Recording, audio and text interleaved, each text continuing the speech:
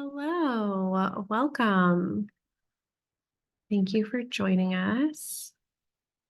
All right. Um, so thank you everyone for joining us for this little talk for our conscious parenting workshop. Tonight's workshop is going to be about acceptance and empathy. So the first thing that I like to say during the beginning of any of these workshops is that, welcome to essentially parent therapy. This is a safe space. You are welcome to be vulnerable here.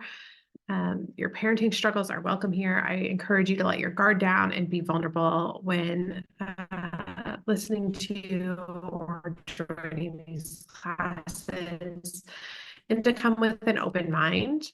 I just want you to know that we've all had moments where we feel like we've done the wrong thing with our kid. Like, we're human. This is not about perfection. And so I want you to let go of any guilt or shame you have surrounding your parenting journey, and just remember that failing and trying again and learning new things is how we continue to grow and to get better at this process. So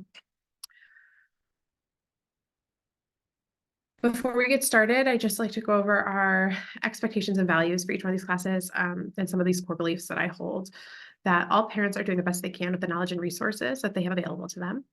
We have to get comfortable with being vulnerable, and progress, not perfection, is the goal to being the best we can for ourselves and for our families. And you can't do it all, right? So whenever we do one of these classes, I encourage you to just pick one thing from the class to take with you and try again. For the next couple of weeks, even just try it out, see how it goes, find what works for you, and then during the next class, pick something else. So quick introduction for anyone who doesn't know me. My name is Lucy Bigelow. I have a degree in early childhood education. I've been a mom. This actually slide is kind of older. So I've been a mom for 4 years now. I have a 4-year-old and a 2.5-year-old now. And I've been a teacher for about 9 years. I'm a parent educator for Parents as Teacher, and I'm a volunteer support coordinator and now on the board for Postpartum Support International's Missouri chapter. And so I do a lot of trainings in trauma-informed approaches in women and children. It's really where my passion lies. I'm really passionate about education and behavior. And so I spend a lot of time reading about this stuff for fun. So I encourage you, we're going to do just a little grounding exercise for a moment. Sometimes the mind can feel like a pack of wild horses, jumping around from past to present to future, refusing to sit still. And like a pack of wild horses, trying to force the mind to be still just doesn't work. The horses are wild in nature after all. But with practice and time, we can train the mind to be aware of when it's galloping in all directions. And we can guide it back to the present moment with a kind and friendly hand.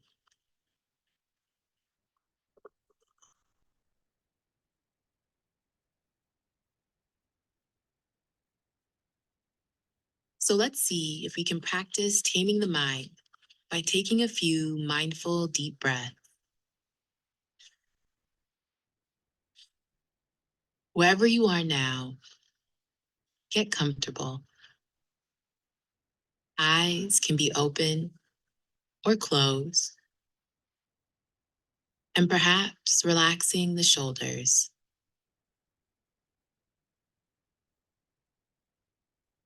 And now, taking a deep breath, breathing in through the nose and breathing out through the mouth.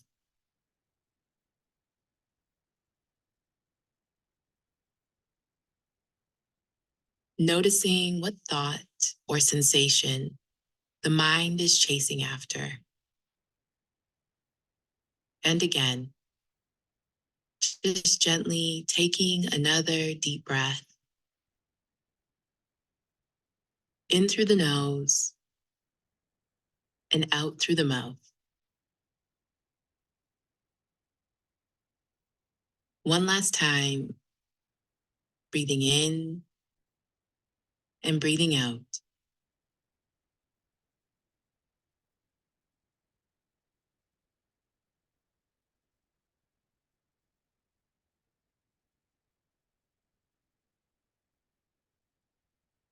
Similar to the wild horses, over time, the mind can become more tame, more calm, and may even start to enjoy more moments of stillness.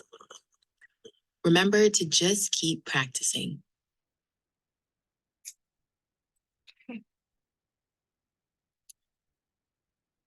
So, feels good. Thank you for doing that little guided meditation. Since tonight is all about acceptance, we're going to be talking about a lot about presence. So I just like to kind of start off with something to get us in the right headspace, to kind of like slow down all the things that have been going on today and just be present in this moment. So we'll do a quick little refresher here about conscious discipline. If you have not attended one of these classes before, I highly encourage you to go back and watch the, I believe it's about an hour to 2 hour long introduction class. And that kind of talks more about just like an overview of conscious discipline, what it is, what it isn't.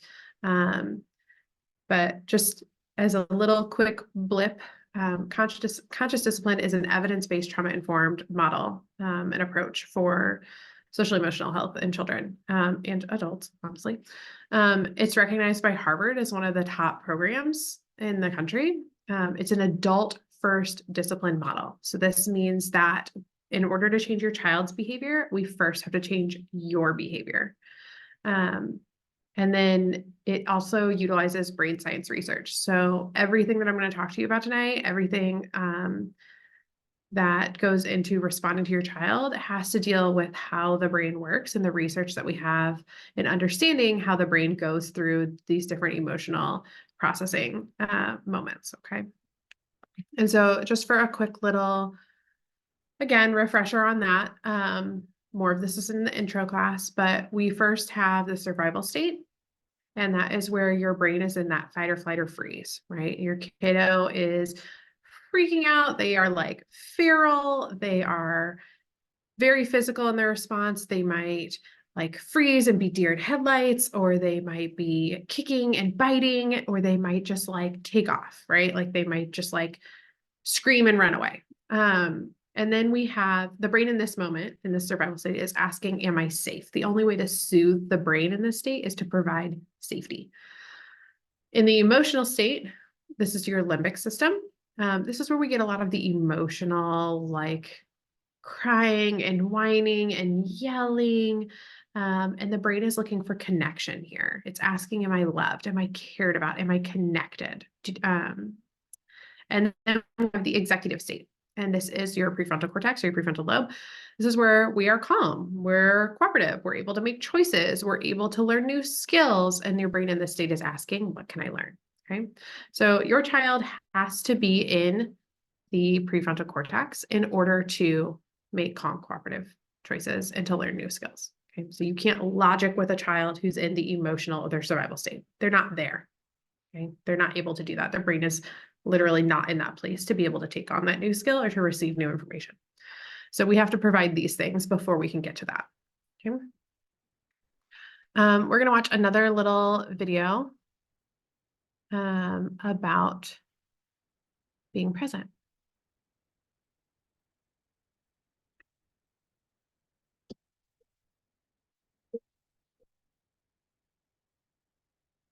When we Sorry, work together, commercials. we achieve the extraordinary. Across the Here we go.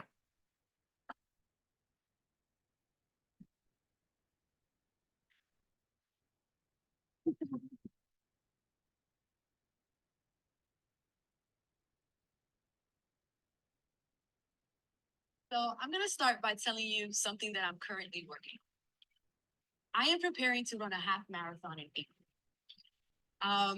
And preparing to run a half marathon means you actually have to run, right? That's part of the training process. And after I was running my long runs, I started building up to 6 miles. I realized that my knees would be hurting. And I go online, I Google it, like, what's happening with my body? Why does this hurt? And I realized I've been running incorrectly basically for my entire life.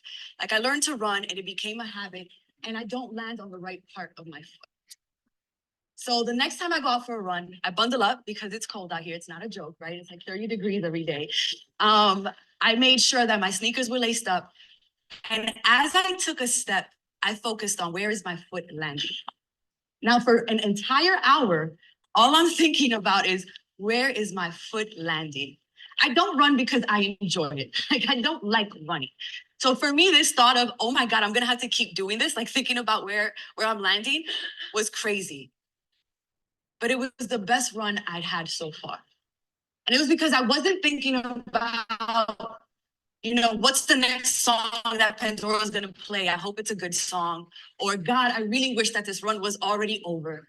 I was focused entirely on what am I doing this very moment. And that, to me, like, I'm a nostalgic person. I'm a planner. I'm always in the future and the past. I'm never here. So that was really transformational for me. And as the week went on and I started really paying attention and my runs got better, my knees started hurting, I started focusing on the people running alongside me. And let me tell you, if you're a runner, that one time that you're like at mile 4 and you're tired and exhausted and that guy's like, yeah, like that changes your life. Like, yeah, I could do 4 more miles, right? And that moment that you share with them or that way you get to them, it's so important. And I started thinking about what are the other things that I'm doing on automatic, that have become a habit, that I haven't realized I'm doing in bad form. I ride the metro every day. And the metro is a perfect example because you have like 50 people on a train who are all pretending they cannot see each other.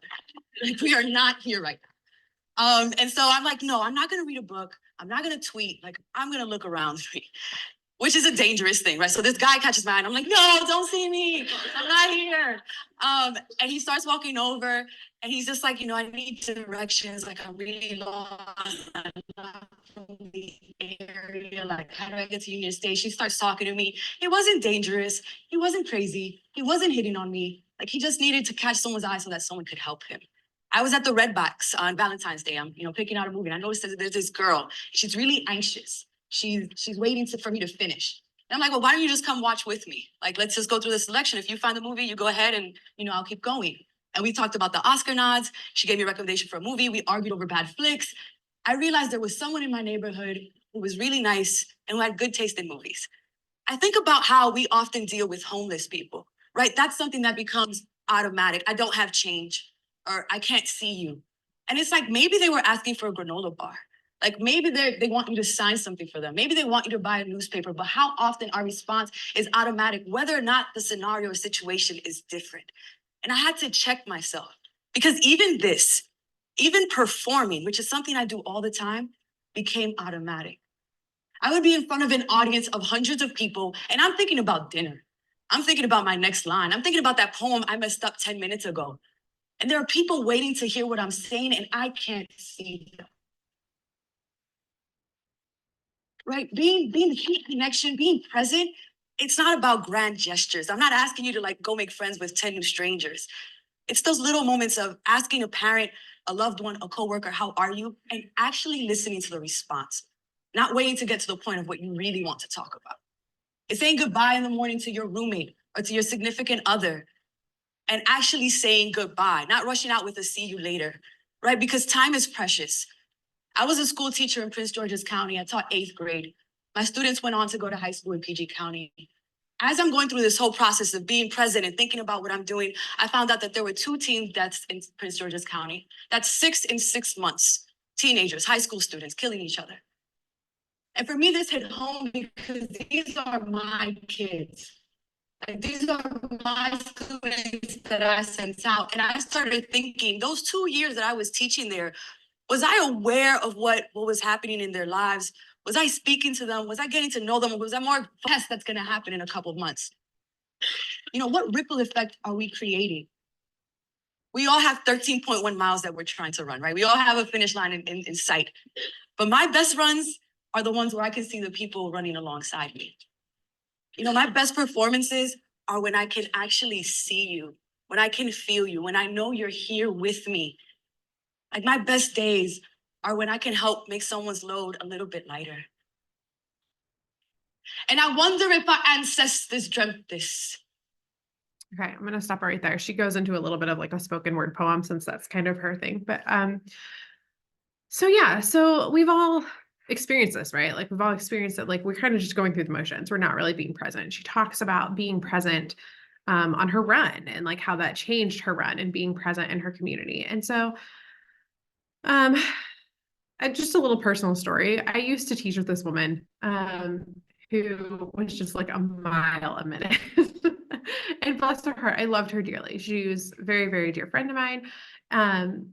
But she had the habit of having a hard time being present. She was always focused on the next thing, so much so that even in a conversation with her, I would like dread having conversations with her about what I needed to convey to her about one of my students or like a plan for the day for my classroom or whatever, because anytime I would talk to her, could tell that she was not listening to a word I was saying. She was just focused on the next thing that she wanted to say, right? Like you could see her brain scanning for information already about how she was going to respond or a message that she wanted to tell me, but she was never intaking what I was speaking to her, right? And so it would leave me feeling really frustrated in our interactions because I knew that if I had a conversation with her, that I was going to have to immediately go right afterwards and send her an email in print of like exactly what I needed her to know, like bullet pointed, because I felt like she had missed so much information because she was focused on how she was going to respond and not actually hearing what I had to say. And so many of us know or have experiences like this on our day to day, right?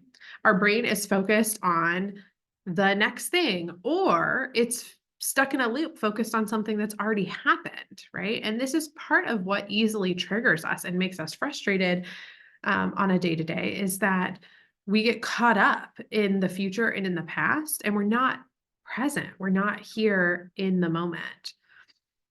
And so, an example of how some of these things come about in our day to day.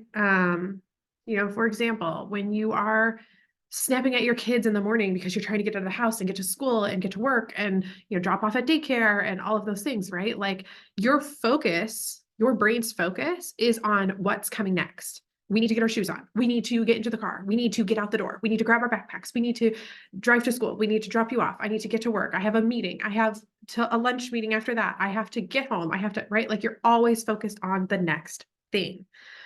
And this leads us to get easily frustrated, right? Another example of this would be like how often, for those of you that even work from home, or have flexible schedules, but constantly don't allow you to actually truly like clock off, right? Like you're just thinking like, okay, yes, honey, I'll get you dinner in a second. I'll get your snack in a second, but I need to finish this email really, really quick, right? Or I need to have this really fast meeting with my boss, and then I will, I'll come tuck you into bed or read a story to you or whatever, right? So we're getting snappy because we're focused on that next thing, and your brain feels like it's being pulled in 1,000 directions. And I'm willing to bet that you just feel like sometimes your brain's like frantic or it's like ready to explode because you feel anxious. And so when our brain is focused on this past or this future, we are actually resisting what is, what currently is, what is presently happening, right? And this is like just constantly pushing that boulder along to the next thing, right? We're not being present in the moment. And conscious discipline teaches us that what you resist persists. So when we push back against what is already happening, we are actually keeping ourselves and our brains, this is going back to that brain science research, we are keeping ourselves in that emotional and survival state. And this is what leads to a chronic state of stress for our bodies, which is not great, right? This is the daily life, we shoulda, we woulda, we coulda, right? Shoulda, woulda, coulda. I should have done this yesterday. That would have helped so much. Oh, I got to go do this. This would have happened if I had done this differently, right? This is that chronic, just rush or even processing of things that have already happened. How many of us had that experience where, like you made a mistake and you ruminate on that for days? For days, your brain gets caught up in that, and it makes you focus on, it makes you more irritable, it makes you frustrated, and you just can't seem to let it go, right? You're processing in the past. Another example of this would be to think about like an argument maybe you've had recently with a loved one or your spouse. And let's say that you bring something up to them that has upset you, and your partner's first response is to get defensive, right? Or they start bringing up your part to play in the situation. How did that argument go? I'm willing to bet it just got bigger, right? When you're met with a response like that, it just got bigger. And this is because the partner, or maybe it's you in the situation, it might be you, but for this example, we'll say that it's partner, is resisting your initial upset. They're uncomfortable with the present as is, that upset, and they're trying to cease to make it exist. And that they're trying to do that by attempting it to prove it wrong or to place blame elsewhere, right? They're trying to make it not exist. They're trying to get rid of that uncomfortable feeling because they don't like the present moment as it is. Okay. Now, we do know that resisting that present upset probably just makes that upset bigger, right? What you resist persists. And that's never going to help you move through a problem. This is why it creates this like power struggle. It's this push. Both people are resisting what is happening, right? And this happens with your kids too. And we often hear counselors and therapists will tell you phrases like, listen, it's not me against you. It's not him against her. It's not whatever it is, right? It's not you against your kid. It's us against the problem. Okay. And to be fair, all of this is a normal response for many of us. Okay. This is how we were raised. And when you had big emotions as a child, I want you to think about how those emotions were met by your parents or caretakers, or maybe even your teachers or babysitters, whoever, right? And often we encounter 4 different ways that they typically met us. They tried to save you from the situation. They punished or shamed you for the situation. A lot of us, I think, got that as well. Or they dismissed or ignored it, right? So I want you to think about those big emotional moments, and I'm going to give you an example of 2 of those in a moment, okay? So let's say you were a kid and your favorite toy broke, right? Or one of your toys breaks. An example of saving, and we probably do some of these things with our own kids. And the toy breaks, the child's upset, you were upset as a child, whatever.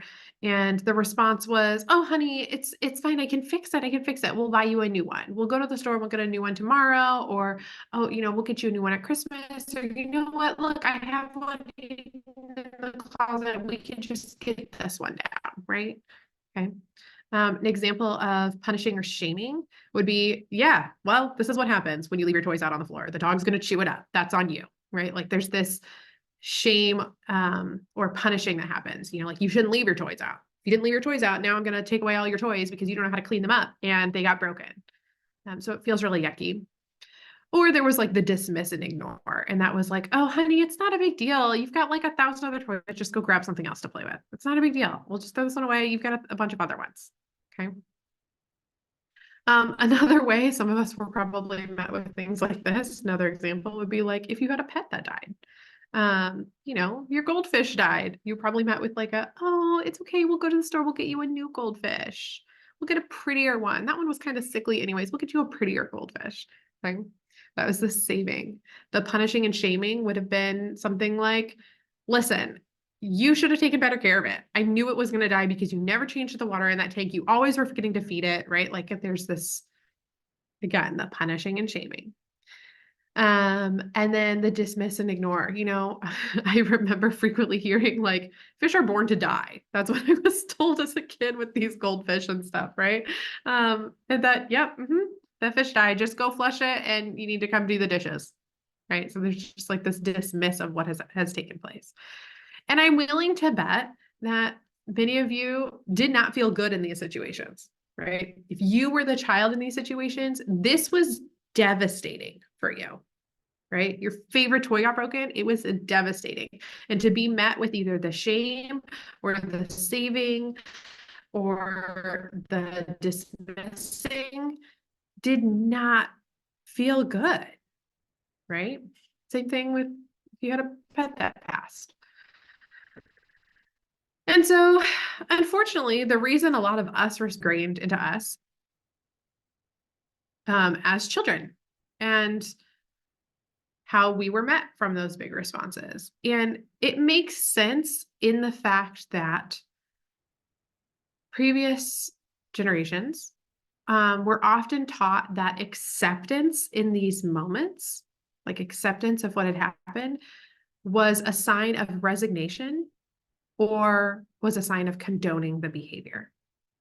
And so we have confused acceptance with condoning or resignation. And it is not those things. Our first job in the moment is actually to accept, because again, what you resist persists. That feeling will persist if we don't accept it as is and meet it in the moment. Okay. So this is leading us to our power of acceptance for the night. Conscious discipline. The big idea for the power of acceptance is that we have to accept the moment is as it is and to learn to respond to what life offers instead of attempting to make the world go our way, right? Because that's a reality. That's a reality that we're all going to have to deal with, okay? So part of doing this is staying present, which is kind of like why we did that grounding in the very beginning. So staying present in the moment. And then something that I like to kind of try on or, try to remember this as is this radical acceptance, right? This radical acceptance for what is taking place. And so I'm going to give you two little short personal stories about what this radical acceptance might look like. And to be fair, you're not going to do this perfectly. You're not. I still don't do this perfectly. And I've been doing this for, 9+ years in classrooms and with my own children. And so it's hard. It is hard. But my first story was I was at the zoo with my children and my 2-year-old at the time was in a phase of still not great with communication, lots of big tantrums, lots of big frustrations, and then not being able to help him all the time because he doesn't know how to communicate what he wants, right? And so something happened and he got upset while we were at the zoo and he started screaming. He started absolutely just screaming and losing his mind, and he's loud when he screams. He's loud screams. And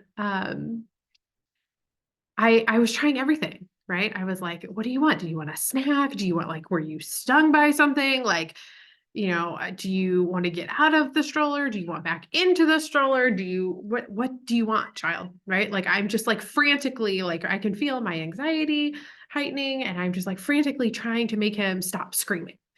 And he is so mad. And it gets to this point where I can't do anything. I've done all the things and there's nothing I can do.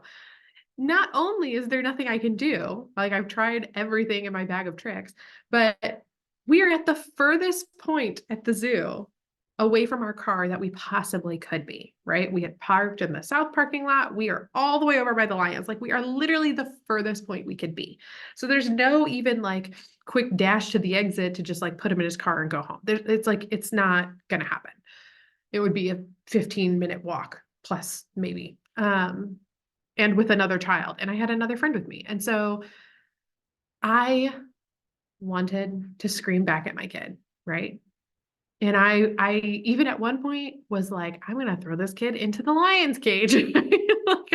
I was like, this is crazy. I could feel all the judgment from all these strangers walking past me that are like, oh my gosh, that child is losing his mind. And she can't get him under control.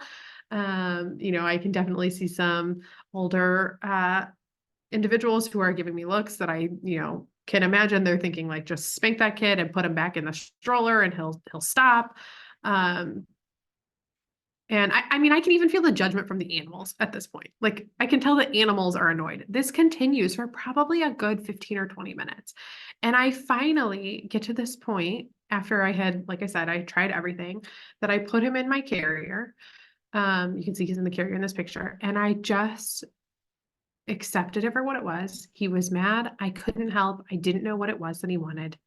And I just started walking the same like 10 steps back and forth where I was. And he kept screaming for a long time. And I just kept walking that 10 steps and just radical acceptance for what it was. I knew there was no way to escape it.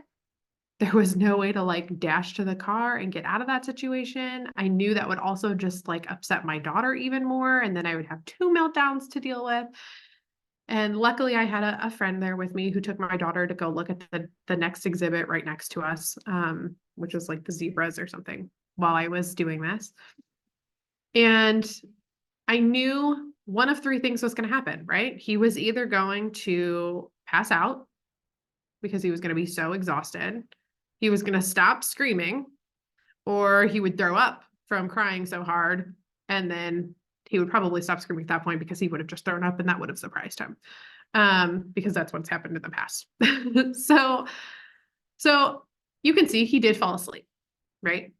About a good 20 minutes into this, he just stopped screaming and just passed out from exhaustion. Now, I'm not going to tell you that my anxiety wasn't through the roof, that this wasn't a stressful experience. It was. It is. But I gave into the radical acceptance of this moment is as it is, and this is all I can do in this moment, right? This is all I can do to control this moment. I can only control myself.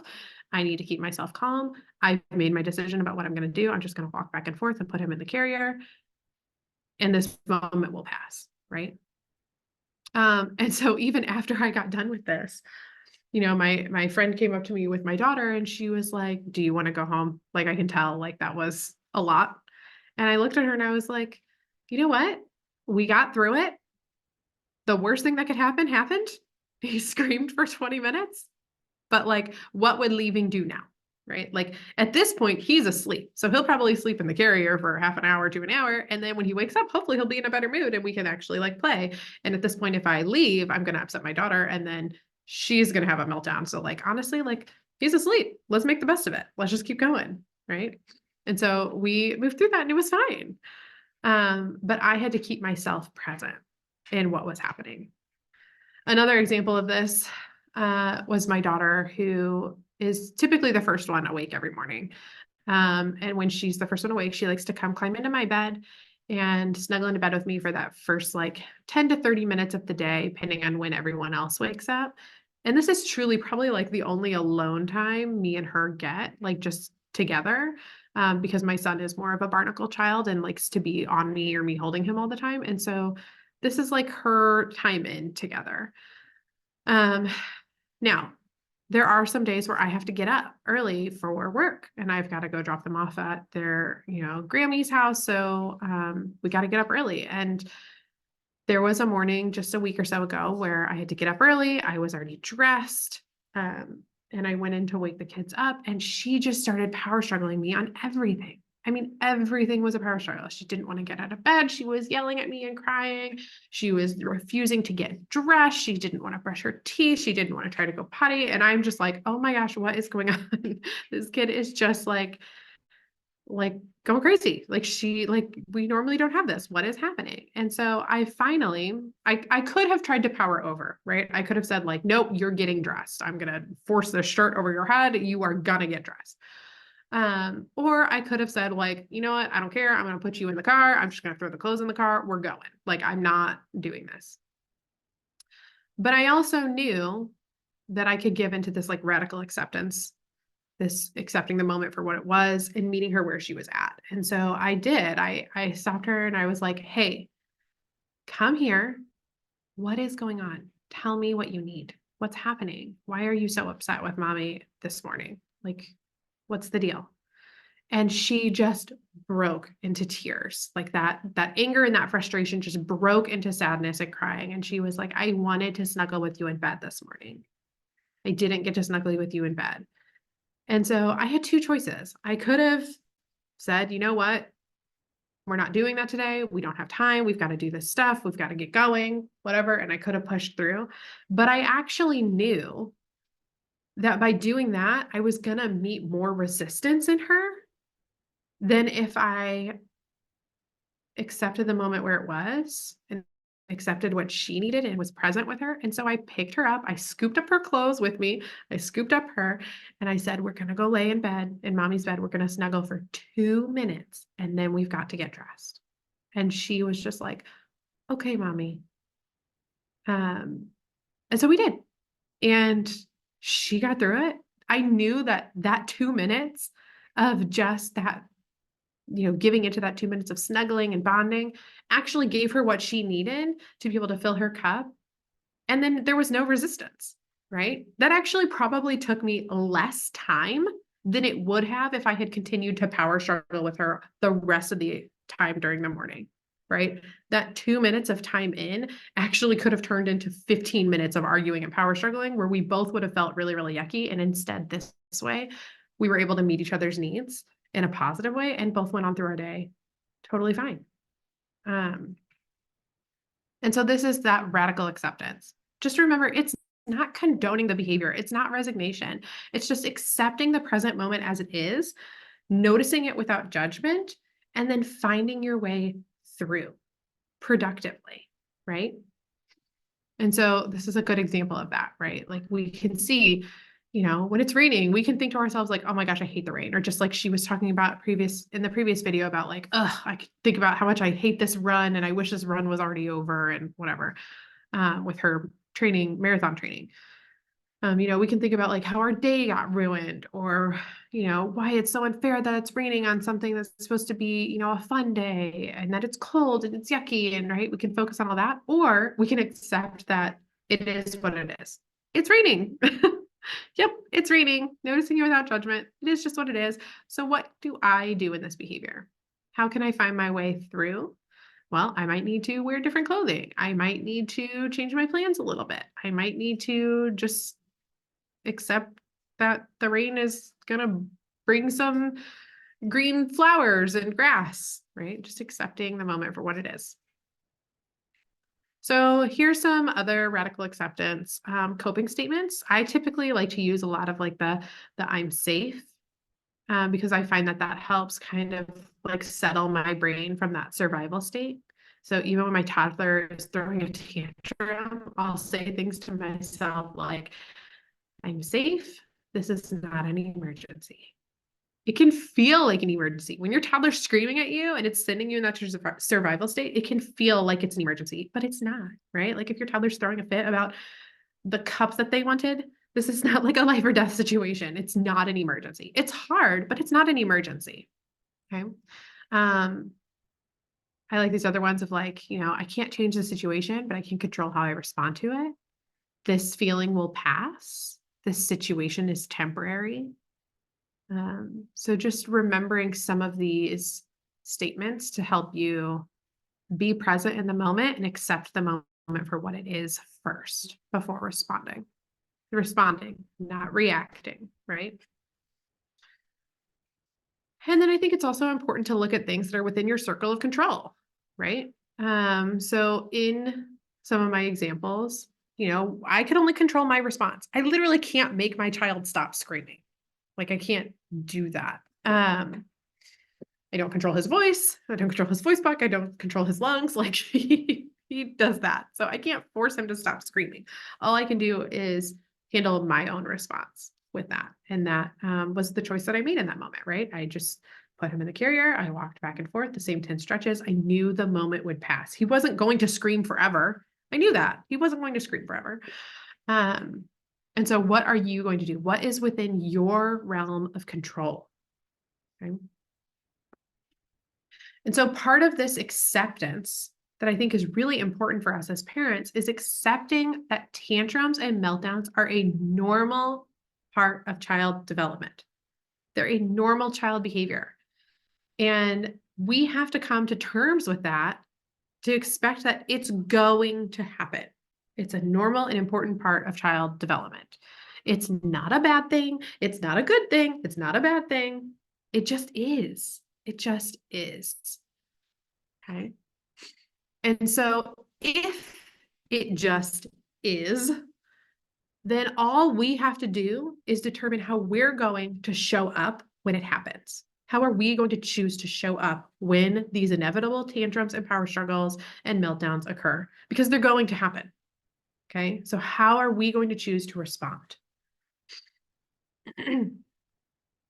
And this is what brings us to this conscious discipline skill of empathy. Okay? And I'm going to show a short video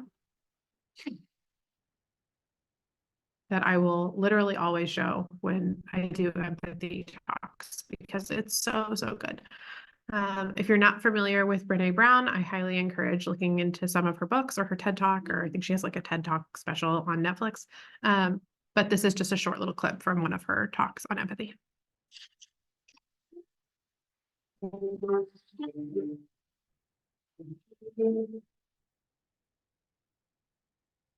So what is empathy and why is it very different than sympathy? Empathy fuels connection. Sympathy drives disconnection. Empathy, it's very interesting. Teresa Wiseman is a nursing scholar who studied professions, very diverse professions where empathy is relevant, and came up with 4 qualities of empathy. Perspective taking, the ability to take the perspective of another person or recognize when you enjoy it as much as most of us do. Recognizing emotion in other people and then communicating that. Empathy is feeling with people.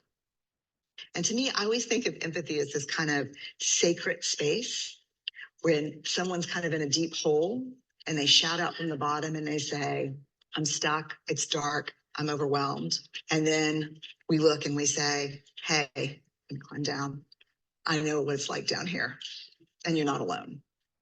Sympathy is, ooh, it's bad, no, you want a sandwich? Empathy is a choice, and it's a vulnerable choice, because in order to connect with you, I have to connect with something in myself that knows that feeling. Rarely, if ever, does an empathic response begin with at least. Yeah. And we do it all the time, because you know what? Someone just shared something with us that's incredibly painful, and we're trying to silver lining it. I don't think that's a verb, but I'm using it as one. We're trying to put the silver lining around it. So I had a miscarriage. At least you know you can get pregnant. I think my marriage is falling apart. At least you have a marriage.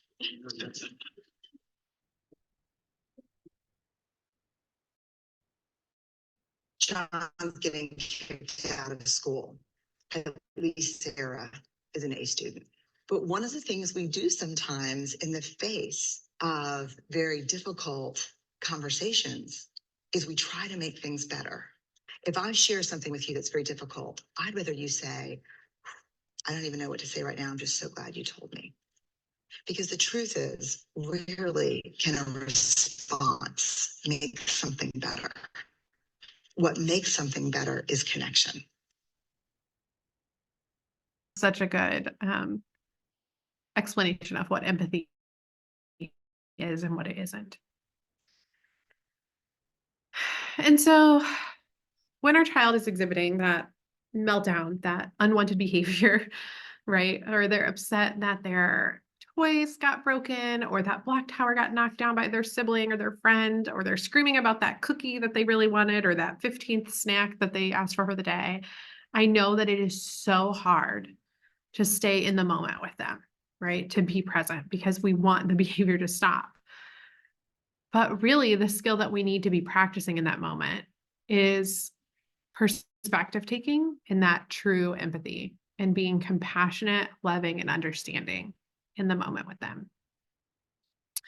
And so this means often getting down on their level and trying to get in tune with what they are feeling. And by doing that, you are meeting that need, like we talked about with the brain states, we're meeting that need for connection. We're meeting that part of the brain that's in that emotional state and asking, am I loved?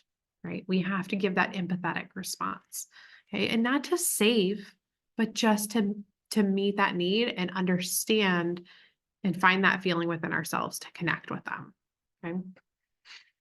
I always like to talk a little bit about apologies during this because I think it's important to understand, especially if you're somebody who struggles with children that you feel like are not being kind or empathetic themselves.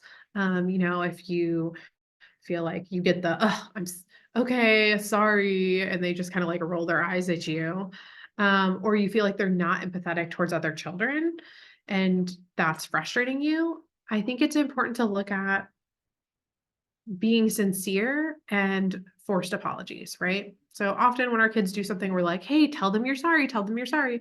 And I'm willing to bet you've had an experience where your child has shut down, they refuse to say they're sorry, they like hide behind you, they feel uncomfortable. You can tell that that's like not in their wheelhouse. And I encourage you actually not to force them to apologize. We know that children learn empathy through modeled behavior. The way that children learn anything best is through modeled behavior. And so if you are struggling with a child who is lacking with that skill of empathy or that skill of sincerity or whatever, I encourage you to model the empathy yourself, right? So if you ask them to apologize to their sibling that they knocked over the blocks, instead of forcing the kid to apologize, you model that empathy. You go to the sibling and say, oh my goodness, honey, I'm so sorry your blocks got knocked over. I know that's so frustrating. It's so sad when you've worked so hard for something and then it gets torn down, right? I know that can feel really yucky. I know you're feeling really disappointed, right?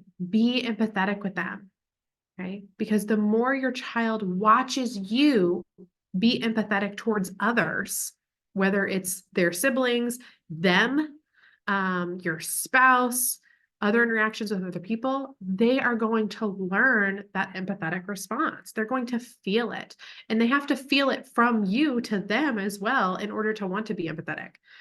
And so with my own children, I don't typically force them to apologize. I do, however, hold the standard that if you're not going to apologize, I'm going to interact empathetically with the other child, and you will not be allowed to re-engage with the child that you have harmed or upset or whatever, until you have made it right with them, whatever that means to the victim in this scenario.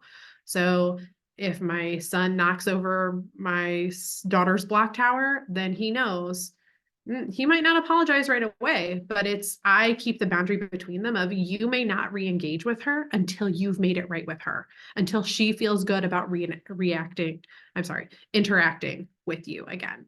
And so sometimes she might ask him for a hug. Sometimes she might ask him to apologize to her. Sometimes she might ask him to help her rebuild the tower, whatever it is, right? She is the victim. She gets to decide how it feels right to her.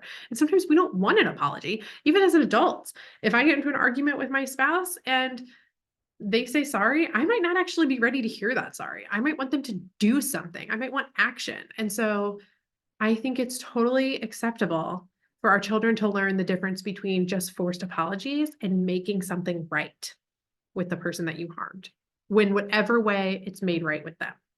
Okay. And remember that if you cannot tune in to that inner child, that feeling of remembering what it felt like to be met with that shame or that punishment or that saving or that dismissing, when something hard happened to you as a child, then you're going to have a hard time connecting empathetically with your kid. And so we've got to get in tune with that inner child when we're interacting with them about their big moments, their big frustrations, their big emotions. So if your kid is really upset because they wanted that blue plate, I'm not saying run to the dishwasher and get the dirty blue plate out and hand wash it, whatever, right? That falls into saving. Now you might do that sometimes. I'm not saying that you won't. You might choose and pick and choose your battles, but I'm not saying you have to do that. But it's also not going to help to shame them or to brush off the whatever, just use the pink plate. It's not a big deal. Why are you making a big deal about this? It's just a plate, right? They're not going to feel that empathetic response to you, and they in turn will not learn empathy unless they can tune into what that feeling feels like. And so I encourage you that when you're in these moments of big feelings with them, to see them, to be present with them, to connect with them truly, and identify what they are feeling. Identify that same feeling in yourself. Okay, to be empathetic. Some phrases that I love to use in empathy responses or empathetic responses. A lot of times I'll say, I notice you were really hoping for that other toy. I know that's hard. Okay. I hear you. I hear you're really upset right now. You're really frustrated about that. You were really hoping for, you really wanted. This is so hard. You can identify the feeling. You're feeling mad, sad, frustrated, and then just letting them know that you're there with them. Right? I'm here for you. When you're ready, I'm here for you. And this is truly how we meet them, with empathy. And right, it's not condoning the behavior. It's not resignation that we're giving into or caving into. It's just accepting the moment for what it is, meeting them with that empathetic response, and able to meet that need for connection to be able to then move forward into the frontal cortex of our brain. Okay. Remember, this whole process is about progress and not perfection. So just take away one thing from tonight that you'd like to try again with your own kiddos at home. Maybe you just want to work on your ability to stay present in the moment. Maybe you want to work on some of that radical acceptance for, being in the moment as it is, not trying to change the moment, not trying to resist it, not trying to resist the feelings that are coming up, just being present in it. Or maybe you want to try practicing some of those empathetic responses, or even just getting more in tune with like your own inner child when interacting with your child. Or maybe you want to work on apologies with your kiddo, or like making it right. Okay? There's lots of things to try for tonight. This is my resource folder. I put all of my recordings and some handouts and blogs and helpful websites. All of those things are in this space. So if you're looking for any of that, you could scan this and go there. And then I always just like to end on, don't let yourself become so concerned with raising a good kid that you forget that you already have one. Thank you.